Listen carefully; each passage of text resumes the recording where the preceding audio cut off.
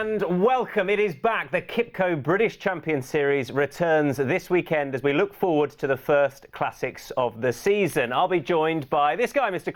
Dixon, throughout the series, and in this instance, looking forward to the 2,000 and 1,000 guineas. And we shall also be casting an eye over some of the leading contenders for the rest of the series. But first of all, here's what's coming up as we look ahead to Newmarket. Aidan O'Brien goes in search of his 8th 2,000 guineas with Churchill. The Dewhurst winner last season will make his reappearance in the Kipco 2,000 guineas.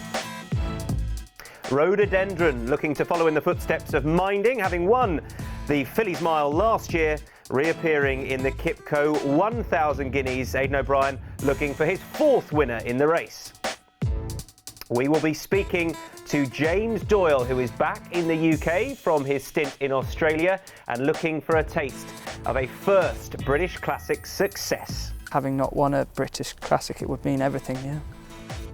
And we shall also run through some of Chris Dixon's fancies for the remainder of the Kipco British Champion Series. Time to say a proper hello then to Chris Dixon, who's kindly brought in his tablecloth for this. Very kind of you, Chris. Yeah, I worked to the football on a Saturday as well. Yeah, you're a patriot, aren't you? What can you say? British Champion Series then, and we kick off with classics. I think that's a nice way to start it. Yeah, very much so. I mean, the flat season, the Kipco British Champion Series, it's all, at this point of the season, about potential to a large degree. A lot of the horses, we're going to see how they've trained on from 2 to 3 and how they're going to sit in the pecking order against later on in the season, once we've found out how they sit amongst their own generation, how they go on and progress against the other generations. And that's the great thing about the flat, that structure that it has to the season, how things just progress steadily. But at this point, it's all about excitement. I think everyone thinks that they've got a nice horse. Anyone that's running something in the Guineas is still dreaming. They're still thinking that they might have a real star. And some of them will be looking at the Guineas as to a stepping stone towards middle distances later in the season as well. So it is all about potential, about excitement, and about what might be at this stage of the season, as well as a little bit about what they've already done. Yeah, absolutely. And it feels we've got that added excitement this year with the mighty Franklin, his first 3-year-olds, because, of course, he tasted success last season as a sire with his 2-year-olds. Can they go on to bigger and better things? I feel that's a nice little subplot to particularly the classics this season. It is, and to add further to that mix, of course, Celebration,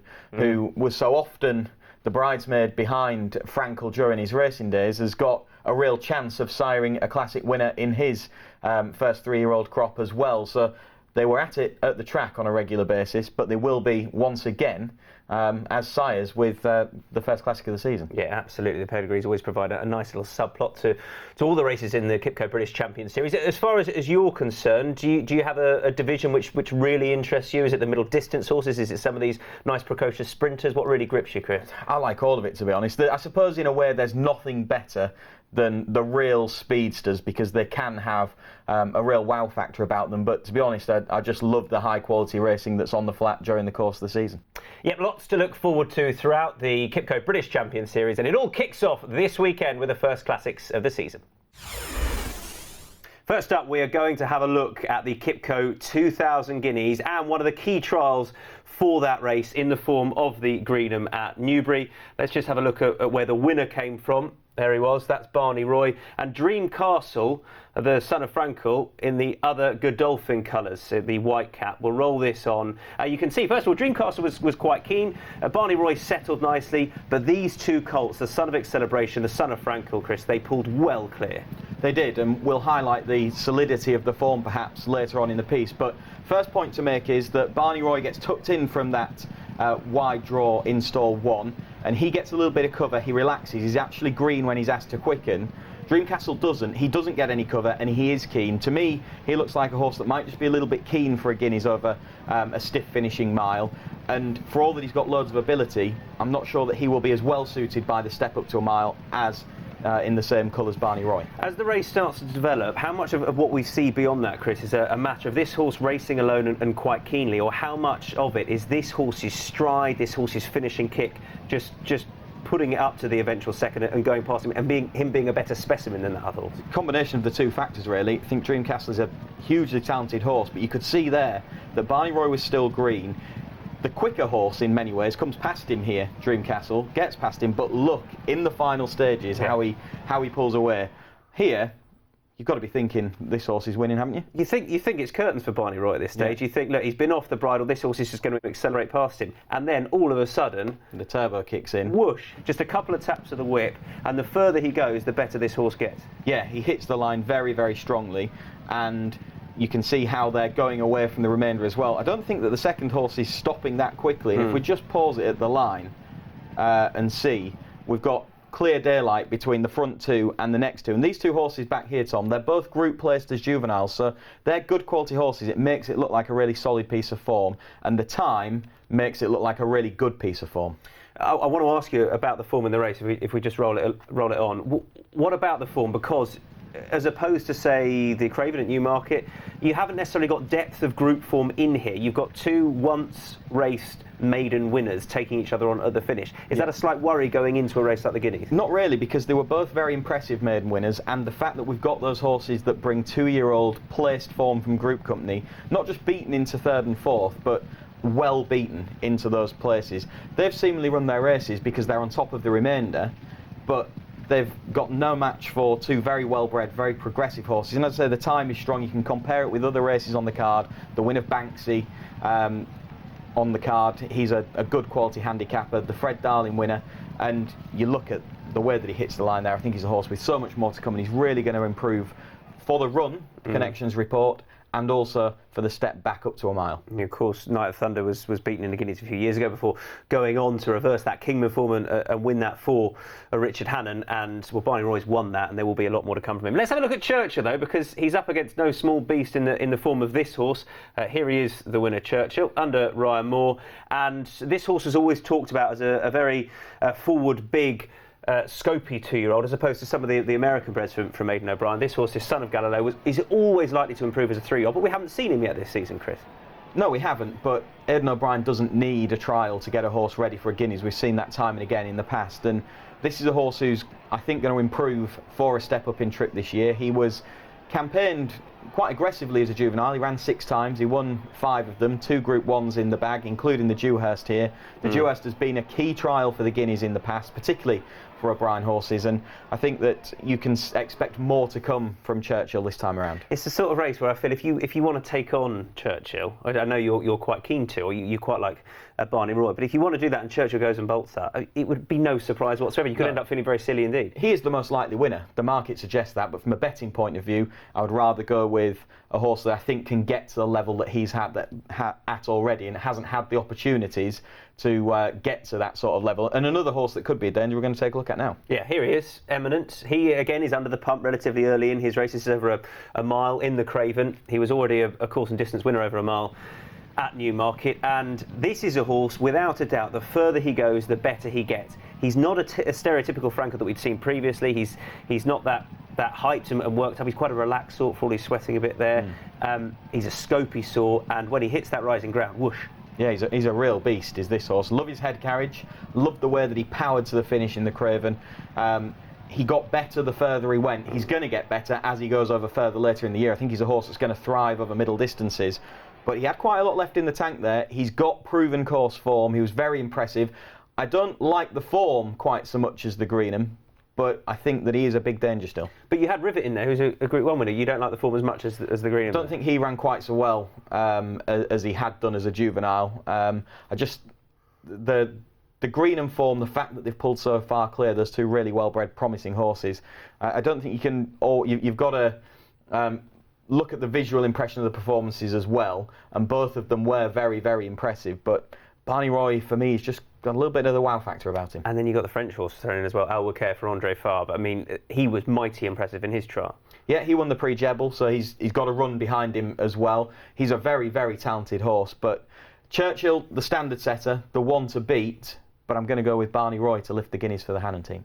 A fantastic Guineas in prospect then, and we can hear from some of the connections of the leading fancies now. I expect Barney Roy to be more, you know, it was only his second run in the Greenham, so he's still learning his trade, and I think he learnt a huge amount where, you know, like I say, he got outpaced mid-race and then started to get the hang of it, and you could visually see he was like, you know, it was like a kid at school just learning his trade, and, you know, you could visually see him getting the hang of it, and I think in the Guineas he should travel a lot stronger through the mid-race, and I think he'll use his turn of foot off of travelling quite well rather than sort of looking like he's being outpaced and finding it tough and then quickening up. I think he'll travel and quicken. Do you believe that Churchill and Co are going to have as good as people perhaps think they are in order to beat this horse in the Guineas? Yeah, I mean, does Churchill need to improve? Probably not, I suppose. You know, what he did last season was pretty special. Obviously signed off with quite a dominant win in the Dewhurst, I think it was, and I think he's quite rightly very short in the betting, and I think we've all got him to beat rather than the other way around. I think it takes speed. I think you've got to have really, they don't hang around in the Guineas, and you've got to be very well balanced. I think if you haven't run on the track before and haven't proven that you can handle Newmarket, that will always be a big question mark hanging over you, because I think running down into that dip just as the race is at its height, if you like, can be very, very difficult for a horse. So you've got to be well balanced, but you've got to have a lot of speed to win a Guineas, and enough stamina to come back up that hill and put the race to bed. So it's an interesting one. It's why, you know, obviously people say it's a great trial for the Derby as well as, you know, being a race for great milers. But I think, you know, you've certainly got to have speed, and Alwalcare is not short of that. Chance to have a look at the fillies now in the QIPCO 1000 Guineas, and we're going to start with last year in this instance and the winner of the Fillies Mile. Of course, Minding previously had won the Fillies Mile and came out first up to win this. So first of all, a 1-2-3 for Aidan O'Brien that year, and we can have a look at his rhododendron here under Ryan Moore, who comes out and wins this in serious fashion. Now she reversed a bit of form actually with Hydrangea, who had finished ahead of her over in Ireland. This was really good from this filly, I thought. If we roll it along, I'll just point out the third there as well, because one of the points to come out of this is these two horses that the winner gets the better of, both raced on the stands rail, and sometimes at the back end of the season at Newmarket, including at this meeting this year, can be an advantage to grab this rail. So perhaps you can mark up Rhododendron a little bit, because for all that she raced in the bigger group, the horses that she beat over there weren't the ones that she ultimately beat in the race, and these two I think might have been on the best ground. The third being James Tate's Urban Fox, who's actually held her form. She hasn't won in group company, but she's been up there throughout. She's been placed in group company throughout her career. She's likely to go forward to the 1000 Guineas as well. Rhododendron, she's a typical improving filly from Aidan O'Brien. Yes, she didn't win every race last season, but she seemed to get better with time throughout the season. Yeah, well, coming into this Fillies Mile, she'd been third behind Hydrangea when the pair of them were second and third on their previous start over in Ireland. So she was beaten as a juvenile, but she also has the best form from the juvenile days, and that is the Fillies Mile. The Fillies Mile has thrown up future classic winners in the past. I love the way that she goes through the race. She's got a good cruising speed, but she hits the line very, very strongly, having gone up the hill here at Newmarket. I like the fact she's got that course experience. I think she's going to get further this year and improve for further. This will be an absolute minimum distance for her as a 3-year-old, but I think her form is strong enough to think that she can see them off at a mile before progressing again over middle distances. One thing I thought in the paddock this day, actually, in comparison to, say, Urban Fox, and you can see it there, she doesn't have a great deal of size about her, but you still think she's likely to go on and improve as a 3-year-old? I think so. Her pedigree suggests that she will be better as she goes over a little bit more ground, and the way that she races as well, I think that she will see out the longer distances. I love the way that she finished that race off, the final 2 furlongs of it, having gone nicely through the race, the way that she picked up. She was well clear of the remainder, and I think that she really does set a good standard for the 1000 Guineas. The first time we see her this season will be in the 1000 Guineas, but we have had some key trials for this race, and we can have a look at John Gosden's Daban, who won the Nell Gwyn. Let's pick her up, actually, because one thing you will see about her is she's very, very keen at this early stage under Frankie Dettori. She came out the gate, she was drawn widest of all, and she was seriously keen early doors. If we roll it on, we can still see a bit of that keenness now. She's fighting for her head here, Chris, and yet she's still finishing finishes out this race strongly, I mean, that's the sign of a good filly. It is, definitely, but will you get away with it at the very highest level? That is my worry. She's got the course form and she's got some good quality form in the book, but I just worry about her being a little bit too keen in the Guineas. The Guineas is going to be a deeper race than the Nell Gwyn was, and that is my concern. She won't get away with doing as much wrong in 1,000 Guineas. But isn't she likely to improve for the experience? Is she likely to settle better? She has a better draw as well, and she has, because the moment Kilmer came in front of her, she settled again. It was just because she was out wide. Things went wrong early doors. They might not do so again in the 1,000 Guineas. They might not. I think Frankie Dettori was brilliant on her on this occasion, because he did, after she'd been keen, managed to get her settled and fill her up and then ride her for a finishing burst, and she produced a tremendous finishing burst. I do think she's got a chance, but my worry is that she does the same thing again, and if she uses up that little bit of extra, too much energy early on in the race and wastes it, then I think something like Rhododendron will be too strong. I think Frankie was quite pleasantly surprised by what he had underneath him here, because I think he was just nudging her along, just saying, right, where are we going to get? I know you've been keen. All of a sudden he thought, I'm going to do this. He beats an oh so sharp winner. He beats Unforgettable Filly as well, who had a good level of form last season. How do you rate the level of that compared to what we saw, say, in the Fillies Mile and perhaps what we've seen in some of the other trials? Well, you're comparing 2-year-old form with 3-year-old form, and I suppose the danger with that is how horses have progressed since then. I think the Hydrangea form is stronger, the Hydrangea form. I think the Fillies Mile form is the best piece of form coming into it, but the upside to the Nell Gwyn form is that it's this year. Do you prefer rhododendrons or hydrangeas? In the Guineas? No, just as the flower. I'm not really bothered, but in the Guineas I prefer rhododendron. You do you? Okay, fair enough. I'm a rhododendron man as far as flowers goes. Let's have a look at Fair Eva, this daughter of Frankel. She showed a really high level of form last season. Chris is just going to flag her up here. And then it didn't tail off necessarily, but do you feel her finishing effort as far as the season went was a touch disappointing, Chris? I think it was, and I think Connections would say so as well, to be honest. Here she looked like a potential star, and everyone was wanting to see a Frankel star. Maybe that was part of it, but you couldn't really have been any more impressed with the way that she won here at Ascot in the Princess Margaret. And she didn't build on that on her next 2 starts. She was a bit of a disappointment, but she's got physical scope. I think she'll have done well from 2 to 3. The yard are in red hot form coming into the Guineas at the weekend, and I think she'll run a big race. Is she a miler? I think she has got every chance of being a miler, but her dam was a Sprint Cup winner, wasn't she, African Rose? And so there is a lot of speed in there. I think she will get it because of how well she saw that race out at Ascot, but maybe it would be a slight doubt. And one man that knows Fair Eva better than most is her trainer, Roger Charlton, and we can hear from him now. Was there a temptation to get a prep run, a recognised trial, say perhaps at Newbury or Newmarket? You've taken her to a racecourse gallop at Kempton, I should say. Yeah, she had a visitation to Kempton when there was no racing, obviously, and we took half a dozen horses there and worked a couple of batches there. And you know, she travelled well and she walked around the pre-parade ring, and there was no sign of sort of, you know, agitation or nerves or anything. Was settled in her work and came home. I think the idea of a trial, to a certain extent, worries me slightly, is that a trial is 2 weeks before a classic, where you're hoping to run the race of your life. That should something go wrong, should you end up having a harder race than you bargained for, doesn't give you many options. No. I think for horses that question, are they good enough, one race maidens, or things that are run twice, or things that are, you know, dare I say it, getting black type in a trial. So plenty of competition in those races.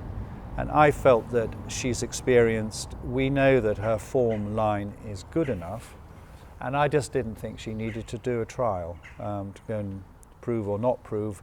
We have to wait for the big day, which is so often the case in the 1 and 2,000 Guineas, to see, you know, what is the best horse that turns out.